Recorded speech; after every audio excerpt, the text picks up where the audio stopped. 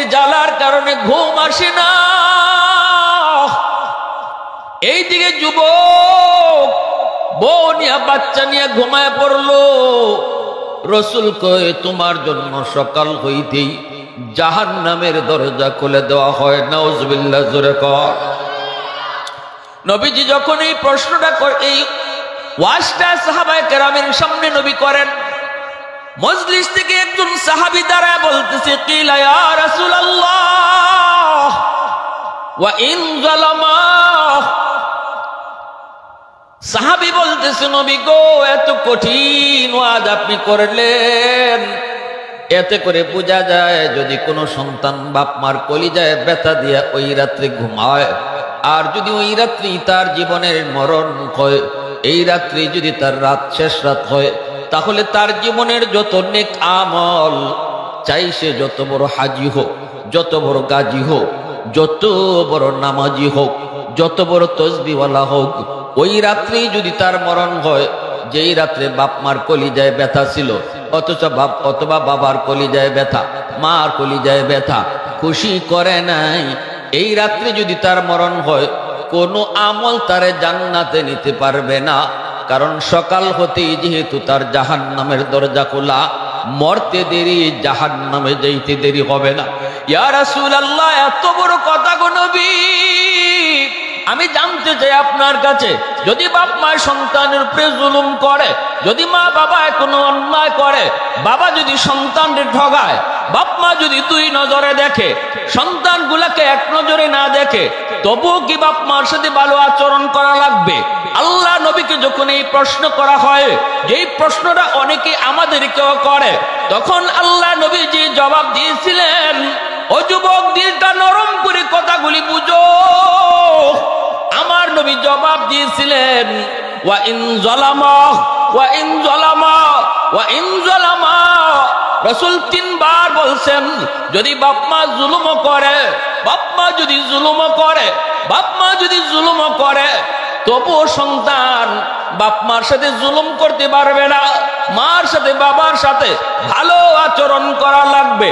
জোরে বলি আল্লাহু আকবার। মুসলমানের আওয়াজে আল্লাহু আকবার। দ্বীনের নবী, আমার আপনার নবী, দরদি নবী জবাবটা শোনায় দিয়েছেন, গোটা উম্মতকেও নবী জবাব শোনায় দিয়েছেন। আমাদেরকেও যদি কেউ এমন প্রশ্ন করে, তখন নবীর হাদিসটা শোনায় দেই। আমি বলি, ভাই, এর জবাব আমরা দিব না, জবাব রহমতের নবী দিয়া গেছে। সুবহানাল্লাহ। প্রশ্ন করতে পারেন, তাহলে হুজুর, মা বাবা যে এই অন্যায় করলো, বাপ মা যে অন্যায়টা করলো, মা যে অন্যায় করলো, বাবা যে অন্যায় করলো, দুই নজরে সন্তানকে দেখলো, অথচ সব সন্তানকে এক নজরে দেখার কথা, এটা কি অন্যায় হয় নাই? অবশ্যই অন্যায় হয়েছে, অবশ্যই বাপ মা জুলুম করেছে, কিন্তু এর বিচার দুনিয়াতে সন্তানে করবে না, এর বিচার হবে আল্লাহর আদালতে। বিচার হবে কোথায়? ওই দিন আল্লাহ ঠিক জিজ্ঞেস করবে, সন্তানগুলাকে দুই নজরে কেন দেখছো? একজনরে তুমি কেন ঠগাইছো?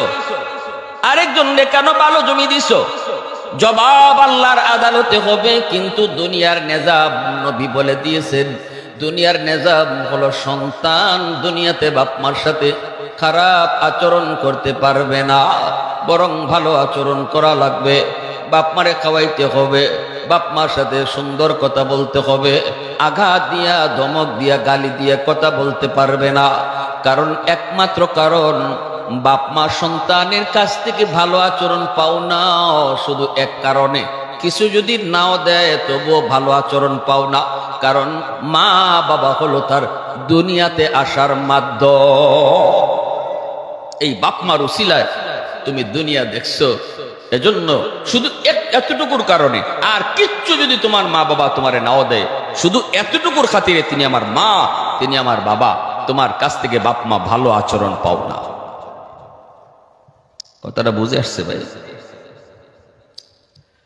আল্লাহ পাক রব্বুল আলামিন বলেন, ইম্মা ইয়াবলুগান্না ইনদাকাল কিবারা আহাদুহুমা আও কিলাহুমা فلا تقل لهما أف ولا تنهرهما وقل لهما قولا كريما আল্লাহ এবার ব্যাখ্যা করা শুরু করে দিলেন। নামাজের ব্যাখ্যা আল্লাহ করেন নাই, হজের ব্যাখ্যাও আল্লাহ করেন নাই। এই কথা আল্লাহ কয় নাই হজের এতটা ফরজ আছে, হজের এতটা ওয়াজিব আছে, হজ করতে এই করা লাগবে। আল্লাহ নিজে তাফসীর করেন নাই। নামাজের ব্যাপারে আল্লাহ তাফসীর করেন নাই, কিন্তু তাফসীর আল্লাহ নিজে করেছেন মা বাবার হকের ব্যাপারে। ওয়াবিল ওয়ালিদাইনি ইহসানা, ভালো আচরণ করো বাপ মার সাথে। এতটুকু বললেই আল্লাহর কথা এনাফ ছিল। বাকি আরো যদি বুঝতে চাও আমার বন্ধুর কাছ থেকে বুঝো, আমার নবীর কাছ থেকে বুঝো। এতটুকু বললো আল্লাহ পাকের চলতো, কিন্তু আল্লাহ এখানে থামলেন না। আল্লাহ বাপ মার সাথে কেমনে ভালো আচরণ করব এর ব্যাখ্যা আল্লাহ নিজেই শুরু করে দিছে। তাফসীর করতেছেন কি? আওয়াজ দিয়া আরো জোরে। সব জায়গায় আল্লাহ তাফসীর করেন না, কিন্তু এখানে আল্লাহ নিজে তাফসীর শুরু করছেন।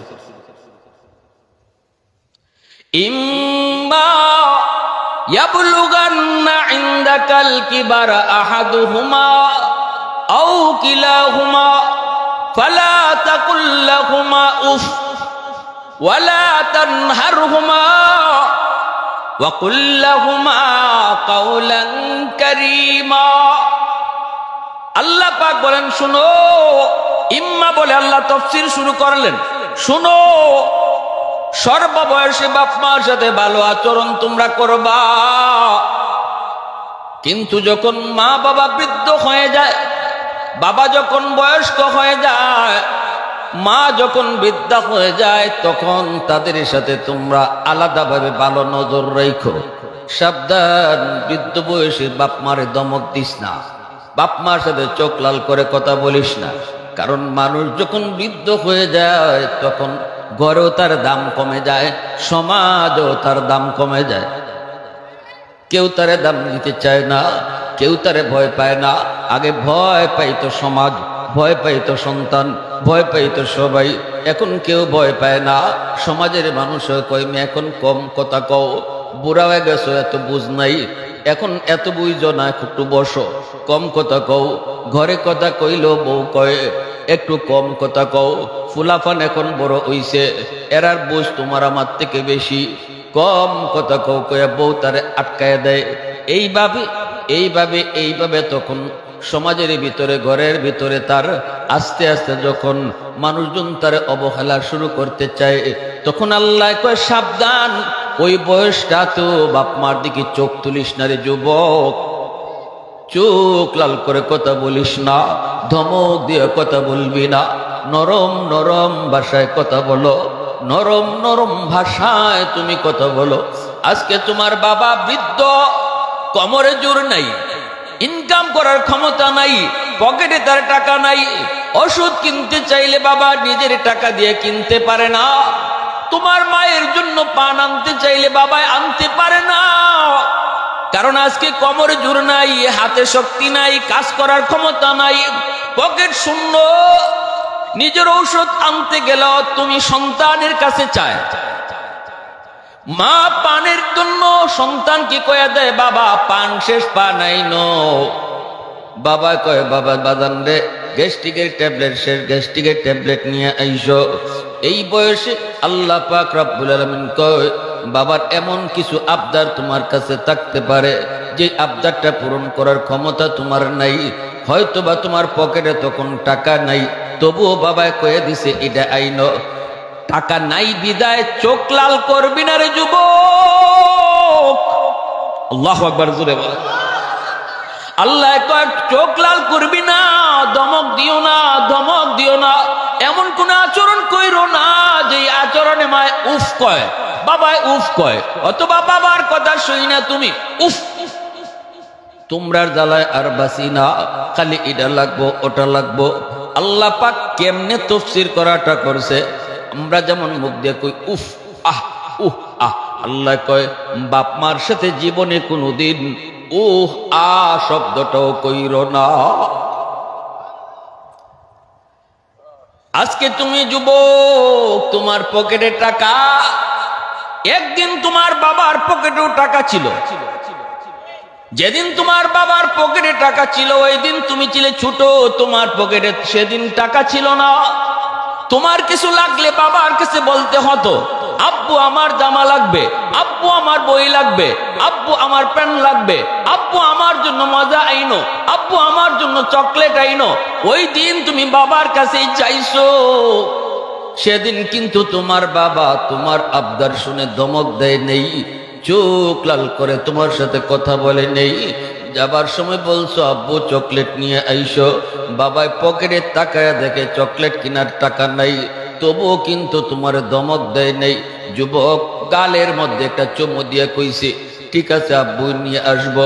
বাজারে গেছে, বাজার সদাই করার পর যদি দেখছে চকলেট কেনার ক্ষমতা নাই, টাকা শেষ, সেদিন বাবা ধার কইরা হইল তোমার আবদার পূরণ করেছে। বাড়িতে গেলেই তো আমার পাগলটা আমারে ধরবো, আব্বু কি আনছো? কেমনে খালি হাতে বাড়িতে যাই? বন্ধুর কাছ থেকে ধার করেছে, দোকান থেকে ঋণ নিয়েছে, বাকি নিয়েছে, তবুও তোমার কথা ভুলে নাই। এজন্য আল্লাহ পাক কয় আজকে তোমার বাবা তোমার সেই দিনের অবস্থায়, আর তুমি আজকে তোমার বাবার অবস্থানে।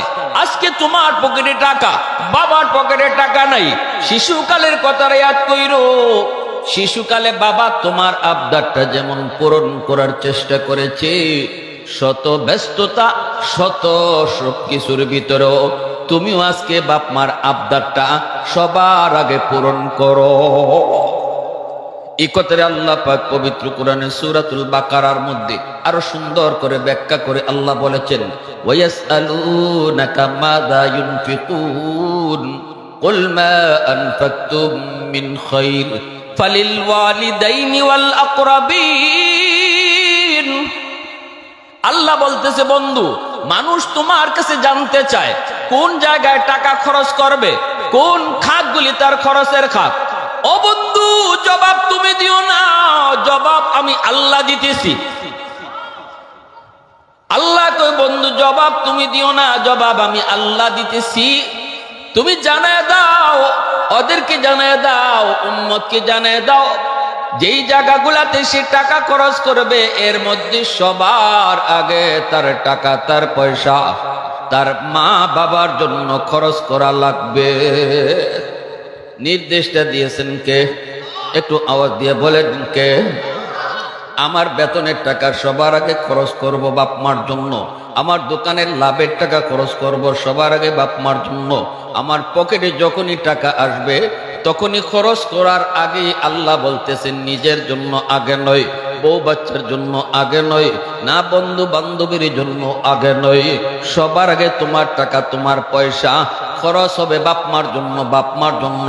দেখো বাবার কি প্রয়োজন, দেখো তোমার মায়ের কি প্রয়োজন, বাবার ঔষধ আছে না নাই, মার ওষুধ আছে না নাই। শীতের কাপড়ের প্রয়োজন, নিজেরটা আগে নয়, বউয়েরটাও আগে নয়, সন্তানেরটাও আগে নয়।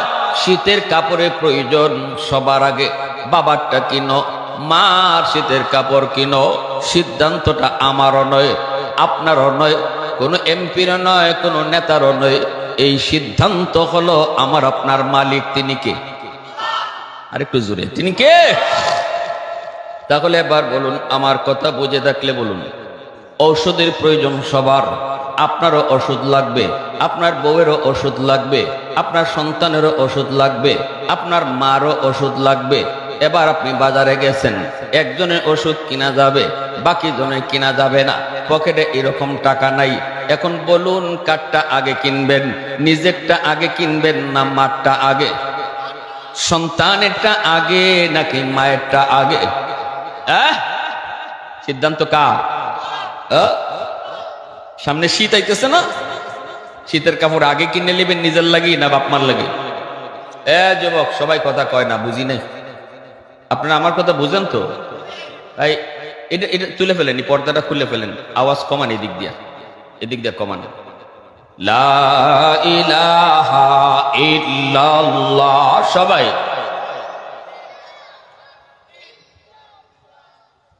লা ইলাহা ইল্লাল্লাহ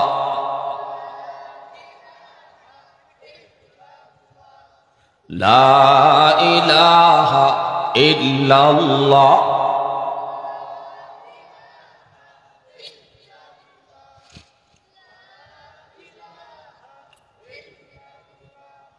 লা ইলাহা ইল্লাল্লাহ।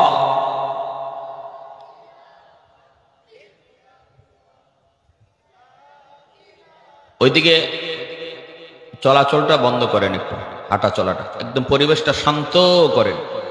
লা ইলাহা ইল্লাল্লাহ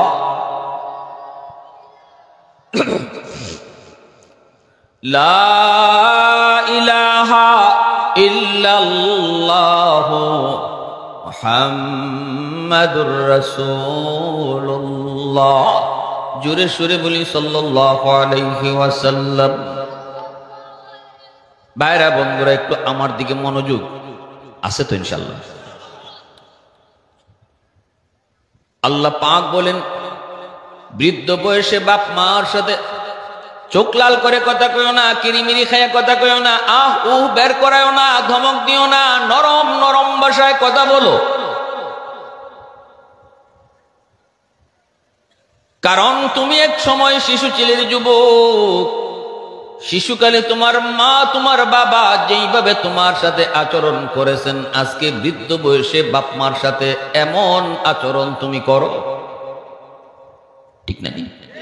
তোমার প্রস্রাব পায়খানা বাপ মা নিজের হাতে পরিষ্কার করেছে, মা নিজের হাতে পরিষ্কার করেছে। আজকে মা যদি বিছানায় প্রস্রাব করে পায়খানা করে, ধমক দিও না।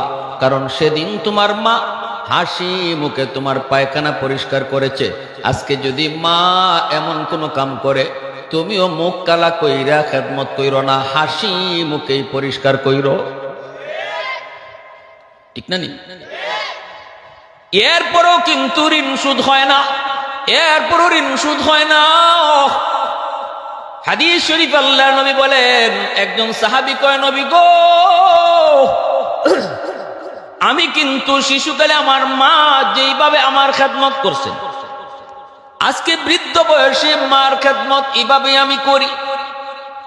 নবীজি বলতেছেন, যেমন সাহাবী বলতেছে, আমি যেমন প্রস্রাব পায়খানা করতাম বিছানায়, মা নিজের হাতে পরিষ্কার করতেন, আজকে আমি আমার মা যিনি বিছানায় পড়া, আমিও মার খেদমত নিজের হাতেই করি।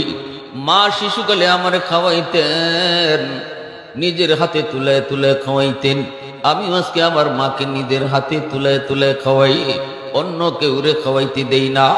গোসল করাইতেন মা, আমি নিজের হাতে গোসল করাই, বিছানা আমি নিজে করি, মশারি আমি নিজে টানায় দেই, তেল মালিশ করতে হলে বৌরে দিয়ে করাই না, আমি নিজেই আমার মার তেল মালিশ করে দেই। ওগো নবীজি, আমার প্রশ্ন হলো, মার ঋণ সুদ হইছে নি? সাহাবী প্রশ্ন করছে। মনোযোগ আমার দিকে আছে তো আলহামদুলিল্লাহ আপনাদের। নবীজি বলেন, হয় নাই, হয় নাই, হয় নাই। সাহাবী বলতেছেন, ইয়া রাসূলুল্লাহ, কেন? আমি তো এক জাররাও কম করি নাই, মা যেভাবে যা করছেন আমি তাই করি। আল্লাহ নবী বলেন, খেদমত তোমার সমান সমান ঠিক, কিন্তু দিলের হালত সমান না, মনের হালত সমান না। সাহাবী বলতেছেন, নবী গো বুঝি নাই। আল্লাহ নবী এবার বুঝায় বলতেছেন, সাহাবীরে শোনো, আসমান জমিন তোমার মা আর তোমার খেদমতের মধ্যে বেশ কম।